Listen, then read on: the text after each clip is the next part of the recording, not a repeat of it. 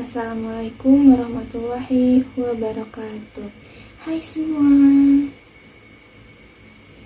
Perkenalkan, nama saya Anissa Ainur Rahmah dengan NIM 2313465 dari Program Studi Bimbingan dan Konseling Islam Universitas Islam Negeri Sultan Maulana Hasanuddin Banten.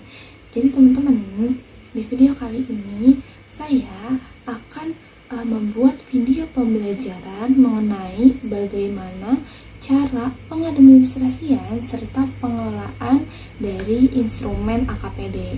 Jadi langsung aja ke videonya. Jadi teman-teman, tahap pertama itu ada tahap pengadministrasian. Nah, dalam tahap pengadministrasian ini yang perlu teman-teman lakukan itu kalau misalnya teman-teman penelitiannya ke sekolah, itu teman-teman bisa untuk melakukan yang pertama perkenalan.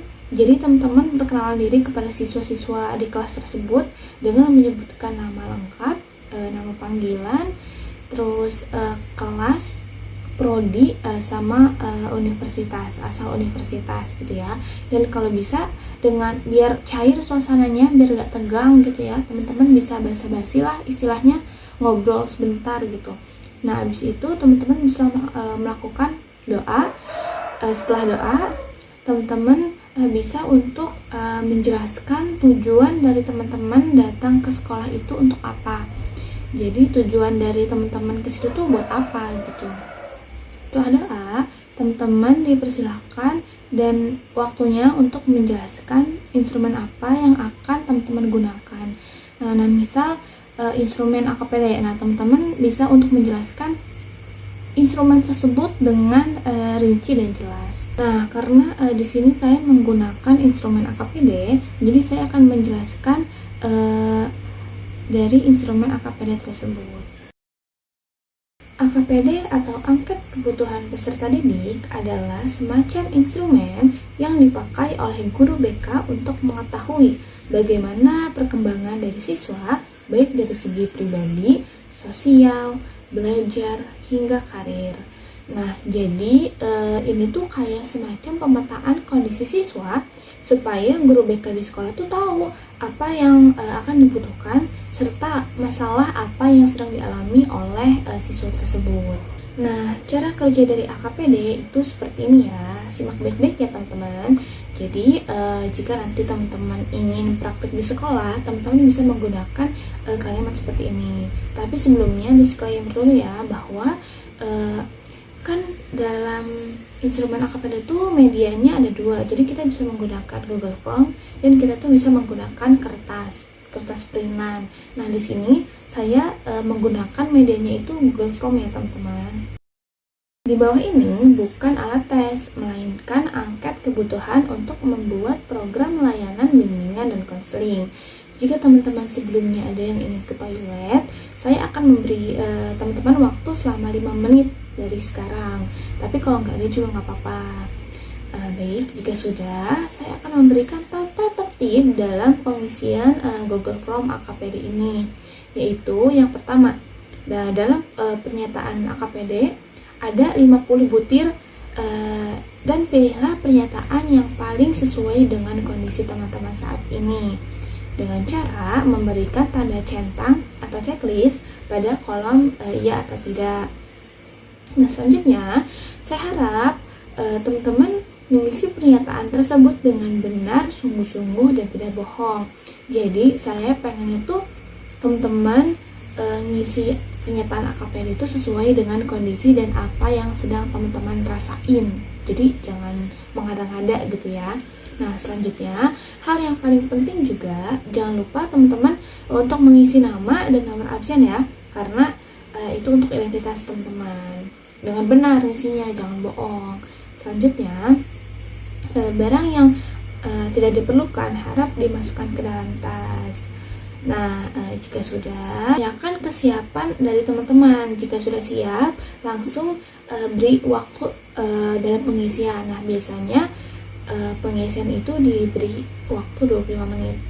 Nah, jika udah selesai semua, sebelum tutup sebelum menutup kegiatan hari ini. Jadi harus diingatkan kembali dan ditekankan kembali bahwasannya pengisian angket ini tidak ada kaitannya dan tidak akan berpengaruh sama sekali dengan nilai akademik teman-teman di semester ini maupun di semester selanjutnya nanti atau di semester sebelumnya. Jadi teman-teman tidak perlu khawatir jika hasilnya akan bocor karena hasil dari angket teman-teman ini bersifat rahasia. Baik, saya tutup saja. Terima kasih kepada teman-teman yang sudah meluangkan waktu, tenaga, pikiran untuk mengisi angket dan sudah bersedia dengan sukarela memberikan jawaban-jawaban yang paling sesuai dengan diri teman-teman. Wassalamualaikum warahmatullahi wabarakatuh.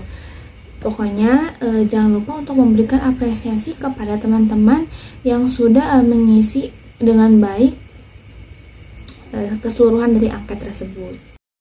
Nah teman-teman, itu dia tadi kurang lebihnya dari tahap pengadministrasian. Selanjutnya yang kedua ada tahap pengelolaan. Jadi bagaimana cara mengelola aplikasi AKPD ini supaya menjadi data dan hasil yang clear gitu, yang udah beres semua. Jadi simak videonya sampai habis. Teman-teman semua, selamat sore. Jadi di video kali ini saya akan men-share kepada teman-teman bagaimana cara mengelola instrumen dari AKPD. Nah, sebelum kita lanjut kepada aplikasi AKPD-nya, pertama-tama kita harus membuat yang namanya Google Form. Seperti ini. Nah, wajib untuk membuat Google Form yang berisi pernyataan-pernyataan tentang AKPD untuk nantinya kita sebarkan kepada responden atau siswa yang kita teliti. Jadi, dalam Google Form terdapat 50 pernyataan yang pernyataannya tuh ya sesuai AKPD gitu, kayak gini. Dan jawabannya juga ada 2, ya atau tidak. Ini hanya bisa diisi satu saja. Jadi, pengisiannya atau tidak itu sesuai dengan diri dari responden. Sesuai dari apa yang sedang dirasakan oleh responden. Selanjutnya, misalnya setelah responden sudah mengisi semua pernyataan dari Google Form, kita langsung lihat saja hasilnya ya teman-teman di Excel.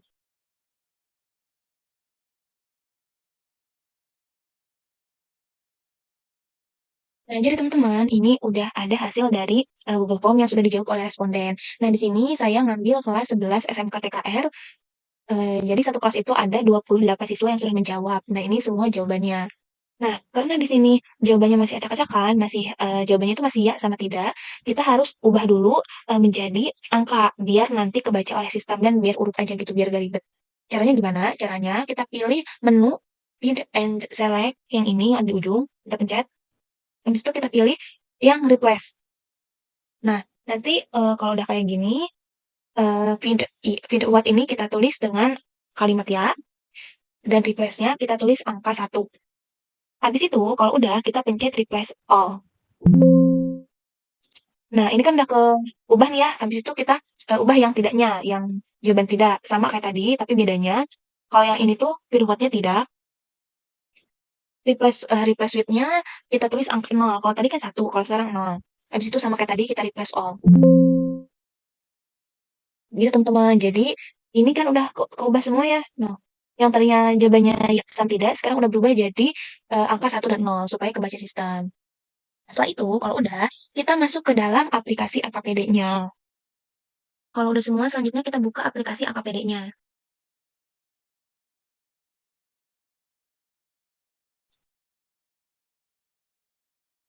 Nah, jadi teman-teman, ini aplikasi dari AKPD untuk jenjang SMK atau SMA, SMA gitu ya. Jadi ini aplikasinya. Di sini teman-teman bisa tulis dulu identitasnya dari dinas, nama sekolah, alamat, kelas, dan seterusnya. Dan teman-teman boleh untuk baca langkah menggunakan aplikasi AKPD biar gak bosan, biar gak bingung.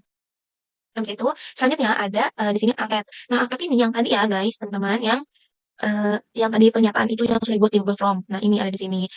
Ada 50 pernyataan. Selanjutnya ada entry. Nah, entry ini tadi teman-teman jawaban dari eh, jawaban-jawaban dari responden. Jadi responden yang sudah menjawab itu ada di entry sini. Ada 4 bidang. Ada bidang pribadi, bidang sosial, bidang belajar, serta bidang karir. Nah, di sini juga ada totalnya. Ada nomor item, jumlah konseli, persenan per butir, jumlah per bidang, hingga persenan per bidang. Di sini udah jelas semua. Selanjutnya ada profil kelas. Nah, di sini ada butir angket kebutuhan peserta didik yang tadi tuh yang pernyataan-pernyataannya. Di sini juga ada persentasenya. Terus juga ada prioritas, tinggi, sedang, ya. Rata-rata sih di sini tinggi, sedang ya, tapi tinggi juga banyak gitu. Nah, dan di sini ada bidang layanannya, ada berapa persen. Selanjutnya ada profil konseli. Nah, ini nama-nama responden yang sudah menjawab. Nah, ini ya guys. Selanjutnya ada deskripsi kebutuhan. Nah, deskripsi kebutuhan ini eh, ada pribadi sosial, belajar karir. Nah, asesmen kebutuhannya misal yang pertama tuh ada kualitas ibadah saya pada Tuhan Yang Maha Esa itu masih belum baik. Nah, rumusan kebutuhannya itu berarti meningkatnya kualitas ibadah pada Tuhan Yang Maha Esa. Di sini asesmen kebutuhan tuh udah ada rumusan kebutuhannya, jadi udah dari sananya. Tuh. Selanjutnya ada selanjutnya habis deskripsi kebutuhan itu ada rumusan tujuan. Nah, jadi dalam 4 bidang itu ada rumusan kebutuhannya dan tujuan layanannya. Rumusan kebutuhannya itu yang tadi, yang pernyataan itu, yang di Google Form. Dan tujuan layanannya, kalau yang pertama kan tadi rumusan kebutuhannya itu meningkatnya kualitas ibadah pada Tuhan Yang Maha Esa. Nah, tujuan layanan dari rumusan kebutuhan tersebut yaitu peserta didik atau konseli dapat meningkatkan kualitas ibadah pada Tuhan Yang Maha Esa. Begitupun di bawahnya ya, ada lengkap di sini. Selanjutnya ada pengembangan tema. Jadi, di setiap bidang layanan, 4 bidang layanan tersebut ada rumusan kebutuhan, tujuan layanan serta topik tema. Kalau rumusan kebutuhannya misal memiliki peran positif, lalu tujuan layanannya itu untuk peserta didik atau konseli dapat memahami pentingnya berpikir dan bersikap positif, tetap menerapkannya dalam kehidupan hingga menjadi pribadi yang sukses. Berarti topik atau tema yang kita ambil itu bertemakan berpikir dan bersikap positif gitu. Selanjutnya di sini ada komponen ya. Nah, teman-teman, setelah kita tadi tahap pengadministrasian, lanjut kita kepada tahap pembuatan action plan. Nah, jadi action plan ini rencana kegiatan dari bimbingan dan konseling yang tadi sudah kita sebarkan tuh Google Form-nya. Jadi kita buat action plan-nya. Nah, dalam action plan AKPD itu ada 4 bidang. Yang pertama bidang pribadi, sosial, belajar, hingga karir. Nah, dalam action plan ini ada tujuan layanan, komponen layanan, strategi layanan, kelas, materi, metode, media, hingga evaluasi. Nah, ini tuh kita wajib isi ya, sesuai dengan jawaban dari responden tadi yang udah kita sebarkan Google Form-nya. Tujuan dari layanan bidang pribadi, kita ada peserta didik atau konseli dapat meningkatkan kualitas ibadah pada Tuhan Yang Maha Esa. Nah, kenapa bisa ini? Kenapa saya bisa milih tujuan layanannya tuh yang ini? Tujuan layanan ini, tujuan layanan ini itu kita dapat dari yang tadi hasil dari jawaban di teman-teman responden. Nah, kita lihat ya. Nah, dari sini, dari entry. Kita lihat dari sini, teman-teman. Tadi bidang belajarnya itu kita yang nomor 1 ya. Kenapa yang nomor 1? Kita melihatnya dari sini nih, dari bawah. Ini kan yang hijau itu bidang pribadi. Yang hijau itu bidang pribadi. Nah, kita lihat bidang pribadi mana nomor item yang paling banyak dipilih. Dari 1 hingga 16, nomor item yang paling banyak dipilih itu di nomor item 1. Jumlah konselnya 22 orang yang milih, persen butirannya ada 2,5%. Nah, dari 16 item pernyataan di bidang pribadi, nomor item 1 itu paling banyak dipilih. Jadi kita ambil yang ini. Ya. Nah, peserta didik atau konseli dapat meningkatkan kualitas ibadah pada Tuhan Yang Maha Esa. Selanjutnya, ada komponen layanan. Kenapa di sini ditulis responsif? Karena kita lihat lagi di aplikasi AKPD-nya, di deskripsi kebutuhannya.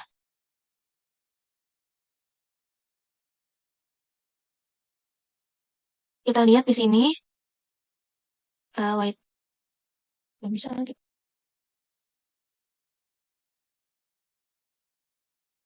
Nah, di sini, di bidang pribadi tujuan layanan yang sudah disebutkan, komponen layanannya tertera di sini responsif. Kenapa responsif? Karena dia itu langsung, penanganannya langsung gitu ya. Selanjutnya, habis responsif, strategi layanannya itu konseling individual. Kenapa konseling individual? Sama seperti komponen layanan. Dalam strategi layanan yang sudah disusun oleh aplikasi AKPD-nya, ini strategi layanannya yaitu konseling individual. Jadi kita menyesuaikan saja sama aplikasi gitu ya guys. Selanjutnya ada kelasnya kan kelas 11. Selanjutnya ada materi. Materinya itu kiat meningkatkan ibadah. Kenapa itu? Kita lihat lagi di sini. Di materi. Di sini tujuan layanan ini materinya tentang kiat meningkatkan ibadah karena kan tadi emang tujuan layanan itu untuk meningkatkan kualitas ibadah pada Tuhan. Jadi materinya juga temanya ini, kiat meningkatkan ibadah. Selanjutnya, metodenya saya di sini pakai metode ceramah atau diskusi. Sebetulnya di sini juga sama sih, ceramah dan diskusi. Nah, sebenarnya juga nggak harus ceramah dan diskusi sih, sebenarnya bisa yang lain, disesuaikan saja. Tapi saya mengikuti daripada aplikasi AKPD. Selanjutnya, ada media. Di sini saya mencantumkan medianya itu slide PowerPoint, video edukasi atau tayangan inspiratif, dan lembar refleksi diri. Sebenarnya di sini juga sih, cuma kalau di sini tuh medianya cuma slide PowerPoint saja, tapi karena menurut saya kalau misal kita mau ningkatin kualitas ibadah kepada anak-anak SMK, itu kita kayaknya wajib yang namanya ada video edukasi atau tayangan inspiratif. Kenapa gitu? Karena anak SMK itu kan cepat bosan, terus kalau misal kita kayak cuma ngomong-ngomong doang, kayaknya mereka nggak akan dengar. Dan biasanya para Gen Z itu sukanya sama video-video gitu kan. Jadi saya nyantumin di sini video edukasi. Dan lembar refleksi diri kenapa? Karena saya ingin teman-teman atau responden yang tadi sudah menjawab itu setelah diberikan konseling responsif, setelah diberikan konseling individual, saya pengen mereka tuh langsung bikin lembar refleksi diri untuk merefleksikan diri mereka gitu. Nah, selanjutnya ada evaluasi. Evaluasi ini terbagi menjadi dua, ada proses dan hasil. Di aplikasi AKPD ada sebenarnya nih. Cuma di sini tuh nggak dijelasin karena disesuaikan oleh metode dan medianya ya. Jadi di sini cuma ditulis proses dan hasil saja. Di sini saya mencantumkannya prosesnya itu dilihat dari keaktifan konseli saat mengikuti ceramah dan diskusi, keseriusan mengisi lembar refleksi, serta kesiapan media dan kelancaran kegiatan. Nah, hasil dari proses tersebut itu konseling mulai memahami pentingnya ibadah, mampu menyebutkan cara meningkatkan ibadah dan menunjukkan sikap menjadi lebih disiplin serta rajin beribadah. Jadi, saya mencantumkan prosesnya itu seperti ini dan yang saya harapkan tuh hasilnya seperti ini gitu. Selanjutnya, ada bidang sosial. Sama seperti halnya di bidang pribadi, bidang sosial pun kita melihat dari aplikasi AKPD. Kita lihat dari di entry ya, guys. Nah, di entry tadi apa bidangnya? Bidang sosial. Kita scroll lagi ke bawah, bidang sosialnya yang mana yang banyak diminati atau nomor item mana yang banyak dipilih oleh responden. Nomor item di bidang sosial itu ada di nomor item 17 hingga 31. Dari 17 hingga 31, nomor item mana yang paling banyak dipilih oleh responden? Kita lihat bareng-bareng. Nomor 28. Nomor 28 banyak dipilih oleh responden. Jumlah konseli yang memilihnya itu 22, persen butirannya itu 2,5. Kita lihat nomor item 28 itu apa guys ya. Kita lihat di sini sebentar. Kita lihat di nomor 28 itu tentang saya belum tahu tentang bentuk-bentuk kenakalan remaja saat ini. Coba kita cek ya. Nah, ini. Kita lihat tujuan layanannya. Tujuan layanan dari bidang layanan sosial itu peserta didik atau konseli memiliki pemahaman tentang bentuk-bentuk kenakalan remaja dan mampu menghindarinya. Kita cek seperti biasa, kita lihat itu di aplikasi. Kita scroll ke yang bidang. Lanjut ya guys, kita ke sosial tadi. Tadi itu paling banyak di angka nomor 28 ya, pemahaman mengenai bentuk-bentuk kenakalan remaja. Nah, eh, ini tuh apa ya namanya? Tujuan layanannya itu peserta didik atau konseli memiliki pemahaman tentang bentuk-bentuk kenakalan remaja dan mampu menghindarinya. Nah, komponen layanan dari bidang sosial ini dasar. Kita lihat lagi, cek lagi. Jadi ini tuh sesuai sama aplikasi. Nih, kita cari item 28 ya, tentang sosial. Nah, ini. Nih, peserta didik atau konseli memiliki yang pernyataan ini, eh, layanannya itu dasar. Kita cek lagi, kalau di sini nih bimbingan klasikal. Nah, ini juga bimbingan klasikal. Kelasnya kelas 11 sama materinya bentuk-bentuk kenakalan remaja. Kenapa materinya tentang bentuk-bentuk kenakalan remaja? Ya karena tujuannya untuk menghindari kenakalan remaja sesuai sama yang di aplikasi. Nih, metodenya di sini ceramah dan diskusi, tapi saya ceramah dan diskusi aja gak cukup. Jadi saya menambahkan ceramah interaktif, diskusi kelompok serta studi kasus dan tanya jawab. Karena kalau masalah kenakalan remaja ini harus tanya jawab dan ada studi kasusnya ya, biar langsung ada contohnya gitu. Medianya medianya kalau di aplikasi itu hanya slide PowerPoint seperti biasa. Kalau saya di sini yang tuh slide PowerPoint, lembar diskusi, sama film edukasi lagi-lagi ya. Saya berpikir bahwa kalau anak remaja tuh susah kalau cuma diceramahin aja. Jadi saya pikir harus ada tambahan seperti film-film edukasi jadi biar mereka nonton gitu. Nah, evaluasinya sama seperti sebelumnya, ada proses, ada proses serta hasil. Kalau di aplikasi ya seperti biasa ya, hanya proses dan hasil aja, tidak ada penjelasannya karena menyesuaikan dengan permasalahan. Kalau di sini saya, prosesnya itu dilihat dari keaktifan siswa dalam diskusi, kemampuan mengemukakan pendapat, dan ketertiban selama kegiatan berlangsung. Nah, dari proses tersebut, hasil yang memungkinkan untuk didapatkan yaitu konseling dapat menyebutkan bentuk-bentuk kenakalan remaja, memahami dampaknya, dan menjelaskan cara menghindarinya. Karena tadi kan materinya tentang bentuk-bentuk kenakalan remaja. Jadi, saya harap tuh konselingnya bisa nyebutin dan memahami bentuk dari kenakalan remaja gitu. Selanjutnya ada bidang layanan belajar. Seperti biasa kita lihat di entry dari APD di bidang belajar. Sama seperti halnya yang tadi, kita lihat yang tertinggi, item yang dipilih yang paling banyak gitu. Di sini nomor item pernyataan 32 sampai 44 itu menunjukkan item pernyataan dari belajar, dari bidang belajar. Kita lihat mana nomor item yang dipilih yang paling banyak oleh konseli atau responden. Yang paling banyak itu nomor item di 32 ya. Jadi kita lihat 32 itu tentang apa yang tentang saya merasa belum menemukan cara belajar yang efektif. Selanjutnya kita lihat di sini tujuan layanannya itu, peserta didik atau konseli dapat dapat mengenal hakikat belajar, memahami faktor-faktor yang mempengaruhi hasil belajar, serta cara belajar efektif dan efisien.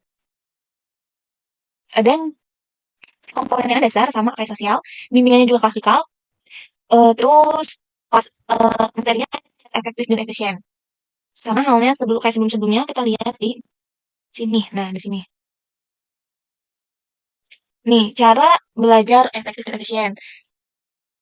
Ya, kita pakai metode ceramah interaktif, diskusi kelompok kecil, dan brainstorming. Kalau di aplikasi itu cuma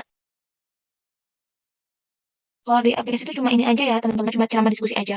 Karena menurut saya lagi-lagi ceramah diskusi itu tidak akan mempan atau kurang efisien. Jadi saya menambahkannya. Selanjutnya ada medianya. Kalau di sini saya menggunakan media slide PowerPoint seperti biasa, video edukatif atau edukasi seperti biasa, gambar kerja siswa seperti biasa, dan papan diskusi. Ini sama aja sih kayak yang tadi. Kalau di sini metodenya cuma slide PowerPoint aja. Dan di sini evaluasinya cuma proses dan hasil, sudah ada penjelasannya. Karena ya evaluasi dan hasilnya itu proses dan hasilnya, maaf ini salah ketik, prosesnya itu dilihat dari keaktifan konseli dalam mendengarkan, berdiskusi, dan berpendapat selama kegiatan bimbingan kelas tetap berlangsung. Nah, hasil dari proses itu, saya harap konseli mampu menjelaskan hakikat belajar, menyebutkan faktor yang mempengaruhi hasil belajar, dan membuat rencana cara belajar yang efektif. Nah, terakhir kali di sini sebenarnya sama ya, kayak sebelum-sebelumnya saya ngambil dari aplikasi, cuma mungkin yang membedakan kalau ini layanan konselingnya itu peminatan dan perencanaan individual sesuai aplikasi dengan konseling individual. Dan metodenya itu di sini wawancara, diskusi reflektif, dan self assessment, lembar identifikasi diri. Kartu rencana karir ini medianya lebih banyak karena ini penentuan karir ya. Jadi saya kasih medianya yang agak banyak. Proses dan hasilnya, prosesnya menilai keaktifan siswa dalam sesi konseling, kejujuran dan saat mengisi lembar peminatan, dan seterusnya. Hasilnya saya harap konseling ini mampu menyebutkan cita-cita karir secara jelas, memahami alasan pemilihannya, serta mengetahui langkah-langkah yang perlu mereka lakukan untuk mencapainya. Gitu teman-teman. Jadi itu untuk rencana kegiatan atau action plan. Selanjutnya, kita ke jadwal kegiatan bimbingan dan konseling dari SMKN 4 Kota Serang. Berjalan secara efektif, terstruktur, dan optimal. Jadi biar efektif dan terstruktur aja gitu, biar gak acak-acakan. Jadi ini juga bisa untuk pedoman pelaksanaan tugas bagi guru BK, terus juga buat optimalisasi waktu juga, serta untuk memperkuat kolaborasi. Nah, kalau bagi siswa ini tuh bertujuan untuk memperoleh layanan yang merata, memahami manfaat BK, serta pengembangan diri optimal, serta mencegah masalah yang lain gitu. Nah, di jadwal kegiatan bimbingan dan konseling ini ada yang namanya komponen kegiatan layanan. Yang pertama ada persiapan, yang kedua ada melakukan asesmen kebutuhan, selanjutnya ada mendapatkan dukungan kepala dan komite sekolah, dan selanjutnya ada menetapkan dasar perencanaan layanan. Seperti biasa, ini tuh ada di aplikasi AKPD. Kita bisa lihat di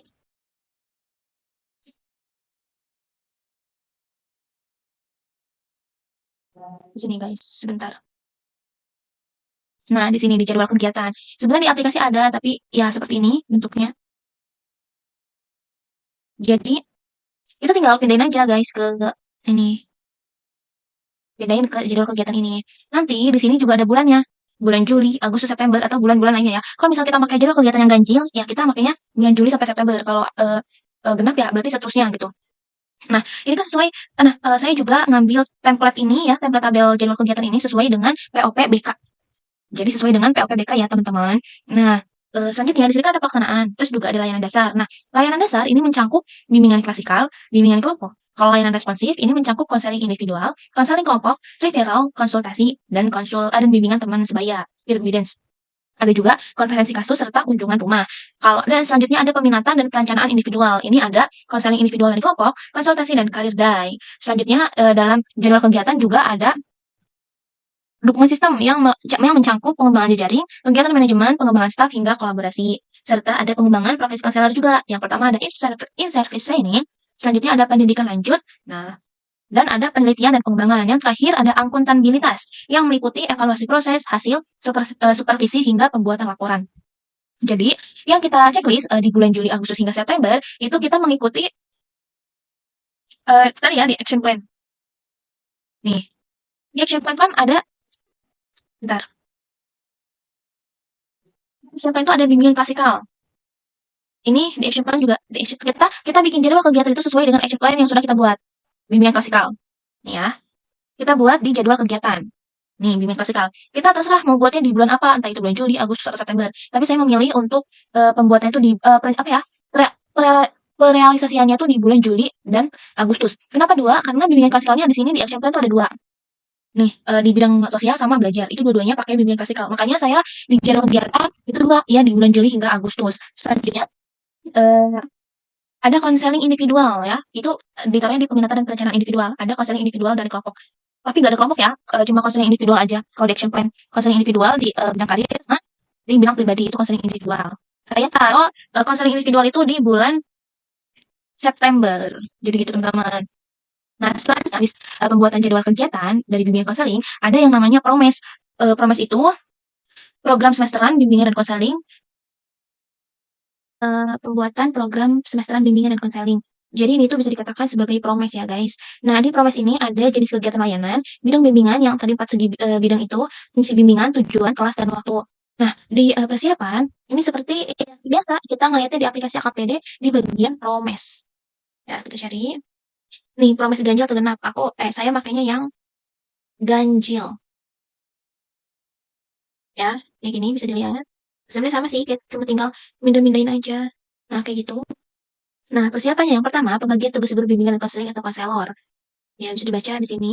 Waktunya itu di bulan Juli, karena di sini tadi persiapannya itu semua di bulan Juli ya, teman-teman. Nih, sesuai bulan. Ini kan bulan Juli semua nih persiapan. Nah, yang ini juga ngikut jadi bulan Juli semua. Nih, bulan Juli semua. Nah, di situ ada layanan bimbingan dan konseling. Sama seperti tadi di jadwal kegiatan kita ada di bimbingan klasikal dua ya, dua bidang. Nah, ini bimbingan klasikal ada di bidang sosial sama belajar. Bidang sosial untuk pemahaman dan pencegahan. Kalau bidang belajar itu fungsinya buat pemahaman dan pengembangan. Selanjutnya ada tujuan. Kalau di bidang sosial tujuannya untuk memahami bentuk-bentuk kenakalan remaja dan mampu untuk menghindarinya. Kalau di bidang belajar, fungsinya untuk memahami hakikat belajar, faktor, serta cara belajar yang efektif. Nah, ini waktu yang digunakan yang akan dipergunakan dalam jenis kegiatannya itu di bulan Juli sampai Agustus karena kan dia dua bidang ya. Nah, selanjutnya di bidang layanan peminatan dan perencanaan individual, ini ada bidang karir yang mana fungsinya itu pemahaman dan pengembangan nih. Pemahaman dan pengembangan. Dia jenis kegiatannya di bulan September. Selanjutnya layanan responsif konseling individual, fungsinya untuk pemahaman dan pengetasan. Dia direalisasikannya di bulan Agustus gitu guys. Di sini ada dukungan sistem juga yang bisa ditemukan. Nah, setelah itu kita pembuatan PL atau rencana pelaksanaan layanan. Nah, saya dalam 4 bidang itu ada konseling individual 2,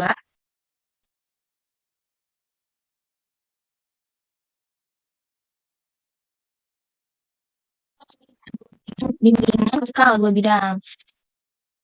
Konseling individual seperti ini saya ngelihat template formatnya itu di POPBK ya, teman-teman.